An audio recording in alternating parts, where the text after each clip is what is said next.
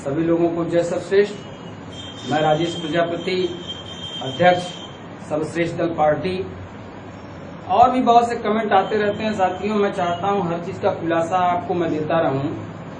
कुछ लोग तो सोचते हैं कि ये चीजें हर ग्रुप में फैला दी जाए, चाहे वो ग्रुप किसी का हो। अपनी बुद्धिमानी, अपने विवेक का परिचय वो लोग हर ग्रुप में दे देते हैं। जैसे किसी और पार्टी से जुड़े हुए हैं, सर्वश्रेष्ठ दल पार्टी में भेज दिए अपना मैटर, अपना मैसेज, अपने कमेंट्स डाल दिए। पढ़ता हूं, कुछ लोगों को निकाल के बाहर कर देता हूं कि भाई ये तो सर्वश्रेष्ठ दल पार्टी का ग्रुप है, आप इसमें क्यों अपना भेज रहे हैं। भाई आपको भेजना, अपना ग्रुप बनाइए, अपने में भेजिए, अपने लोगों को समझाइए। लेकिन उनके दिमाग में एक बात चलती रहती है कि अगर इनके में भेज देंगे तो इनके में से कुछ लोग समझ करके, पढ़ करके, टूट करके चले आएंगे हमारे लिए, इसलिए वो ऐसा करते हैं। तो बड़ी अच्छी बात है भाई, हम तो चाहते हैं भेजो, लेकिन भेजने के बाद वो वहां से गायब हो जाते हैं, फिर वो रुकते नहीं। अगर रुके तो उनसे कुछ सवाल जवाब किया जाए या फोन लगाओ तो फोन नहीं लगता।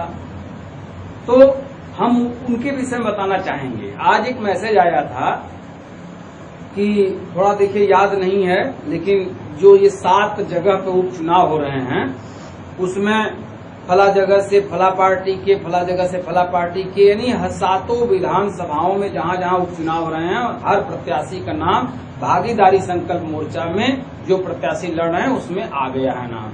जिसमें उपचुनाव मल्हनी विधानसभा जहां से लकी यादव समाजवादी पार्टी लड़ रहे हैं, तो वहां से भाजपा यानी सुहेल देव भारतीय समाज पार्टी यानी ओम प्रकाश राजभर जी की जो पार्टी है उससे प्रत्याशी आए हुए हैं। लेकिन मेरी एक बात नहीं समझ में आया, और प्रजापति ने ही मैसेज भेजा है हमारे ग्रुप में। हमको एक बात नहीं समझ में आती है कि जब प्रेमचंद प्रजापति जी भी उसमें लगे हुए हैं तो उनके पार्टी का कोई प्रत्याशी जो है मैदान में नहीं आया। ये बात नहीं समझ में आई। और एक चीज और बता रहा हूं, तमाम फेसबुक पर आप ग्रुप देखेंगे, ओम प्रकाश राजभर जी का जो सुहेल देव भारतीय समाज पार्टी के नाम से जो ग्रुप बना हुआ है उसमें जितने भी भर लोग जुड़े हुए हैं ये सब लोग कहते हैं अगले मुख्यमंत्री ओम प्रकाश राजभर जी, अगले मुख्यमंत्री ओम प्रकाश राजभर जी। और जो बाबू सिंह कुशवाहा का जन अधिकार मंच बना हुआ है ग्रुप, उनके जितने फॉलोअर्स हैं कुशवाहा के नाम से, मौर्य के नाम से, साक्य सैनी के नाम से जुड़े हुए हैं, वे सब लोग लिखते हैं कि अगले मुख्यमंत्री बाबू सिंह कुशवाहा जी, अगले मुख्यमंत्री बाबू सिंह कुशवाहा जी। लेकिन भागीदारी आंदोलन मंच जो पी बना है, प्रेमचंद जी ने बनाया है, संकल्प मोर्चा में वो भी शामिल है, उनका ग्रुप अगर देखेंगे तो कोई भी प्रजापति उसमें इस बात को नहीं लिख रहा है कि अगले मुख्यमंत्री प्रेमचंद प्रजापति जी हों। क्यों? मेरा सवाल है आप लोगों से, क्यों?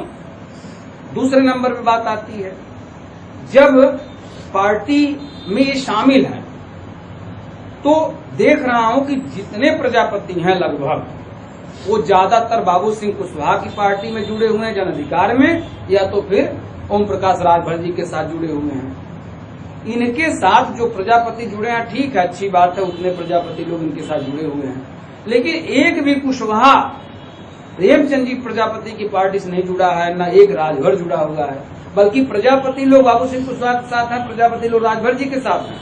लेकिन एक कुशवाहा और एक राजभर प्रेमचंद प्रजापति जी के साथ नहीं जुड़ा हुआ, क्यों?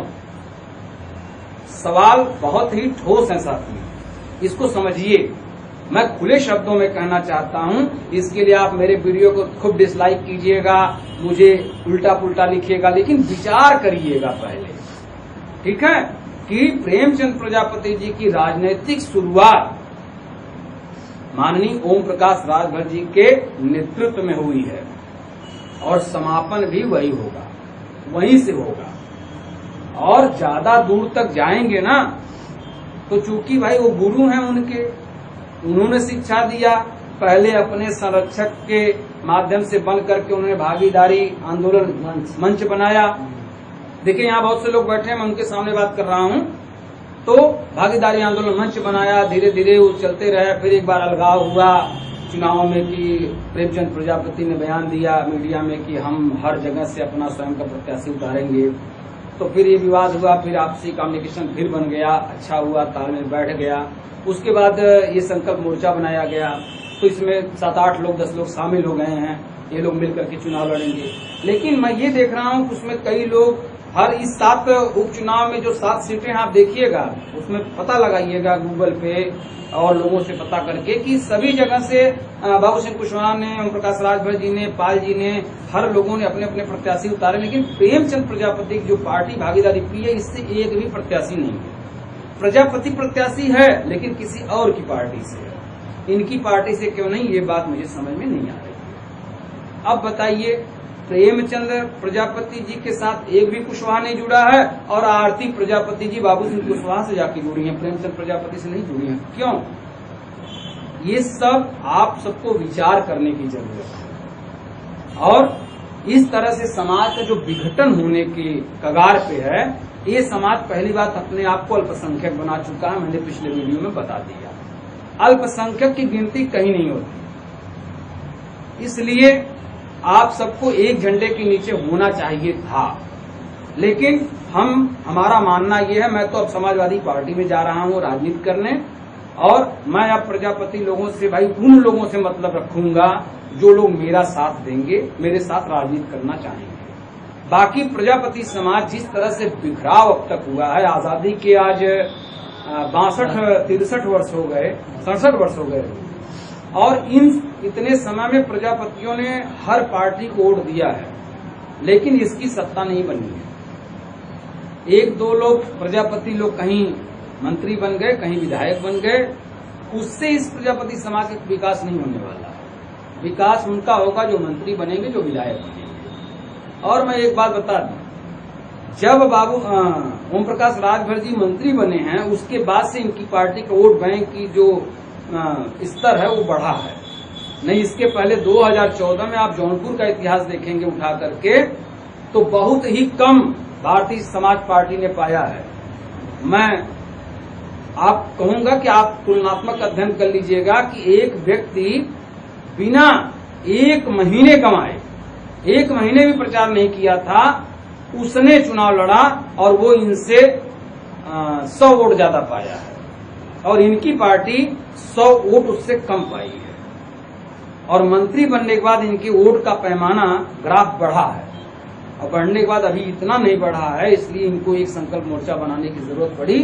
लेकिन प्रेमचंद प्रजापति जी जैसे लोग ही, और चुनीलाल प्रजापति जी क्या करें, वही अल्पसंख्यक मान करके उन्होंने सबको मिलाने का काम किया है, वे भी पार्टी बना रहे हैं। और दूसरे नंबर पे एक पार्टी है भारतीय समता समाज पार्टी। मैं नाम ले रहा हूं, प्रचार समझिएगा, मैं इन लोग का प्रचार कर रहा हूं भाई। ये लोग चूंकि हमारी बुराई करते तो मैं इन लोग का प्रचार ही कर रहा हूं। ये सब भारतीय कागज से लिख दूं ताकि आपके दिमाग में रहे, भारतीय समता समाज, नाम थोड़ा लंबा है, समाज पार्टी। ठीक, ये पार्टी बनी है, इसके संस्थापक रविकांत प्रजापति जी हैं। अब रविकांत प्रजापति जी शायद किसी सरकारी नौकरी में चले गए या क्या किए, हमको ये नहीं पता है विशेष उनके विषय में, लेकिन उन्होंने भारतीय समता समाज पार्टी स्वयं बनाई, संस्थापक वे रहे, और उन्होंने जो फाउंडर्स मेंबर है, संस्थापक सदस्य रहे, उनको छोड़ करके उन्होंने राष्ट्रीय अध्यक्ष बना दिया सतीश चंद्र फौजी जी को। ये बहुत दिमाग वाले बेचारे व्यक्ति हैं, थोड़ा फौजी भी हैं, सतीश चंद्र फौजी, फौजी, इनको इन्होंने राष्ट्रीय अध्यक्ष बना दिया इस भारतीय समता समाज पार्टी का। और करीब कितने वर्ष तक लगभग रहे होंगे जंग बहादुर जी, सतीश चंद्र फौजी जी इसके राष्ट्रीय अध्यक्ष? 2-2.5 साल हुआ, नहीं और भी हुआ, 3-4 साल हो गया।